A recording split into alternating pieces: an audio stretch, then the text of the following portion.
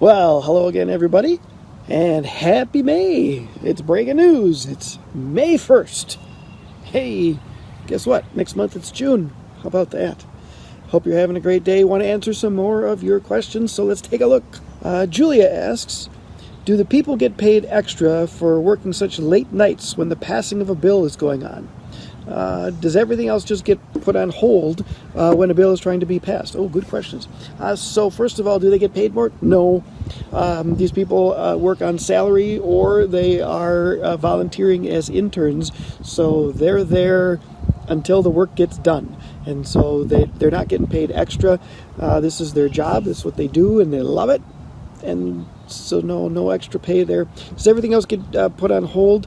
No, because there's lots of bills that people are trying to pass, and they're trying to pass them simultaneously.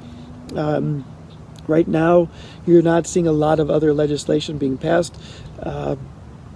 So it might look like that's the only thing that's going on, and it's because it is, but that's not because it's going on. That's because it's the only thing that's going on. In other words, yeah, there are some times when there are lots of bills being passed at the same time, but now there are no bills being passed, and as a matter of fact, the House surgeon said that it's not even safe to be there, and so that's another one of the reasons they're not doing anything. So they felt like they had to get this thing done, but I don't know what they're going to do next, because I don't think the House has any rules that allow it to do things digitally, so they can't make decisions unless they're there. That's kind of a problem. Let's take another question. Elvis asks, where does the money in the relief packages come from? Is it just being added to the national debt, or does the federal budget have money set aside for such an emergency? Well, it's a little bit of both. There is some money that's set aside for emergency. It's clearly not even close to the number that's being spent right now.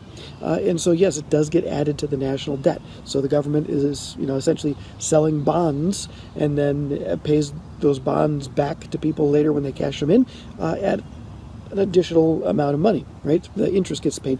That's a very, very simplistic way of explaining it, but it's essentially what happens. Ask your econ teacher again for that money stuff. But yeah, it gets added to the debt. But this is, what some people would say is necessary for government to be doing right now. And so it's not the debt that's the problem. It's keeping people afloat. It's keeping people in their houses so that when all of this passes, and it will someday pass, that we can have an economy that can flourish again, and then that's how we get out of the debt. We as citizens pay into that the coffers again by earning more money, paying more taxes, and then eventually that gets paid off and replenished. But right now it's being added to the debt. Let's move on to a new question. Cyril asks, who proposed the bill? Was it the Secretary of the Treasury? Again, I think the House had its bill, the Senate sort of had its bill, the President, through the Secretary of the Treasury, had the executive branch's bill, and they negotiated. There wasn't a lot of time spent with the House bill. Some people say that the House bill was put there just kind of as like a placeholder or like a narrative to say this is what we stand for, but it was really about Senate negotiations between the Secretary of the Treasury in the Trump administration and Chuck Schumer, the minority leader in the Senate. And then other people were involved in the process as well. Let's head on to a new question.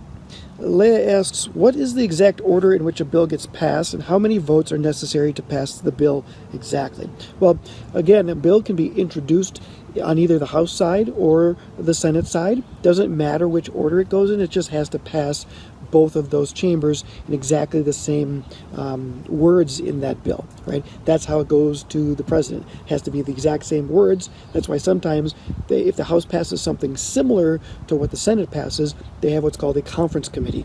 Members of the House, members of the Senate get together, negotiate the differences so the bill's exactly the same way.